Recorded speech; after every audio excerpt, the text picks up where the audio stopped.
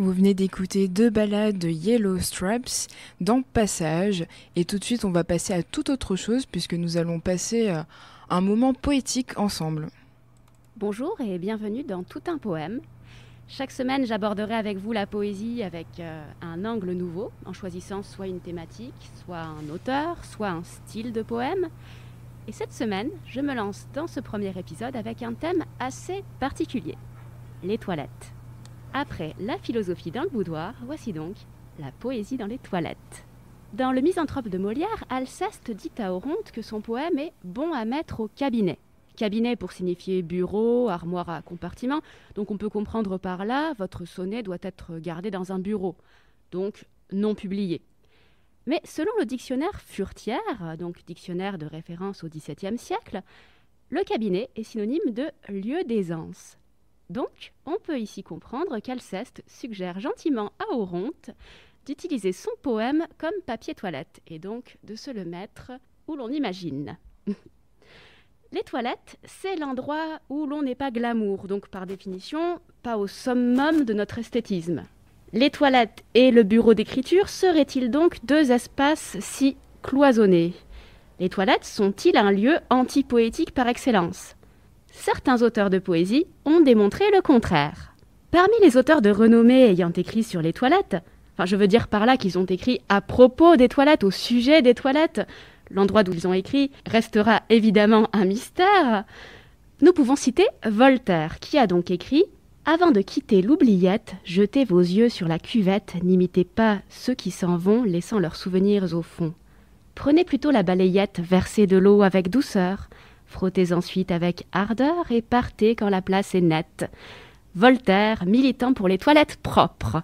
Cette déclaration poétique aux toilettes a été suivie par d'autres essais poétiques liés aux toilettes, beaucoup au XVIIIe et XIXe. Il y a eu cet effet de mode, avec notamment Brillat-Savarin, qui au XVIIIe et XIXe siècle a écrit un court poème mélodramatique où l'on sent le poids de la chute, le héros tombé au combat, non sans un certain humour.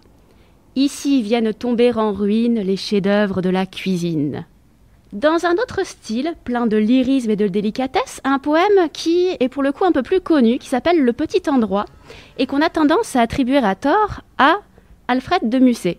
Tout simplement parce que c'est Maurice Sand, le fils de George Sand, qui l'a envoyé à sa mère, et que la liaison avec Alfred de Musset a mis une petite confusion dans l'histoire. Le véritable auteur est Emmanuel Arago, autre très grand poète du XIXe siècle. Et voici ce petit poème très lyrique qu'a écrit Emmanuel Arago.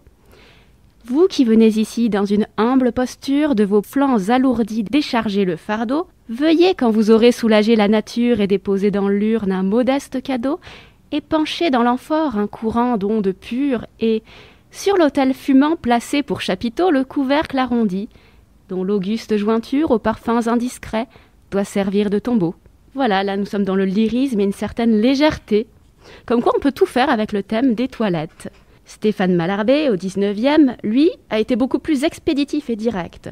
Toi qui soulages ta tripe, tu peux dans cet antre obscur chanter ou fumer la pipe sans mettre tes doigts au mur. Là déjà on passe au tutoiement, on est plus expéditif, plus direct. Et pour finir avec une autrice, histoire quand même de conserver un peu notre parité, au XXe siècle, Louise de Villemorin s'est elle aussi essayée à la thématique des toilettes avec un style très bref mais plein de ludisme. Chasseur sachant chasser, ici sachez pousser. Donc écrire de la poésie sur ce qui est déjà porteur de poésie en soi, finalement, c'est pour les petits joueurs. Car comme dirait Corneille dans le Cid, à vaincre sans péril, on triomphe sans gloire. Nos poètes du jour se sont confrontés à la difficulté de rendre poétiques des sujets que l'on serait loin, spontanément, de juger poétiques. Mais les toilettes, cela peut être plein de poésie, car ne dit-on pas à un comédien pour lui souhaiter bonne chance avant un spectacle « Merde !» Claire, donc c'est toi qui nous offre cette chronique sur la poésie aux toilettes. Pourquoi la poésie aux toilettes ? Alors je voulais commencer par quelque chose d'un peu, je n'irai pas jusqu'à dire subversif, mais en tout cas, quand on pense poésie, on va penser spontanément à du lyrisme, à l'amour, à plein de beaux sentiments. Et j'avais envie de montrer que la poésie, ça peut être aussi parler de toilettes ou de plein de choses finalement et sortir un peu de ce carcan qui a tendance à étouffer la poésie et aussi à limiter l'intérêt de la poésie.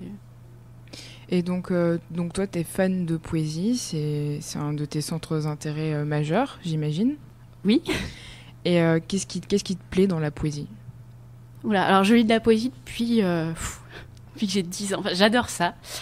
Moi, il y a un ludisme déjà pour moi dans la poésie. J'aime beaucoup la poésie très versifiée, les alexandrins, les octosyllabes, les choses très rigides. Très codifiées. Oui, alors pas parce que j'espère pas être psychorigide, simplement parce que pour moi ce sont des éléments de forme qui vont imposer une structure à la pensée et j'aime bien voir les choses de manière un peu oulipienne, c'est-à-dire comme des jeux, la poésie oulipo, voilà. J'aime bien, je pense que de la contrainte peut sortir plein de choses, simplement.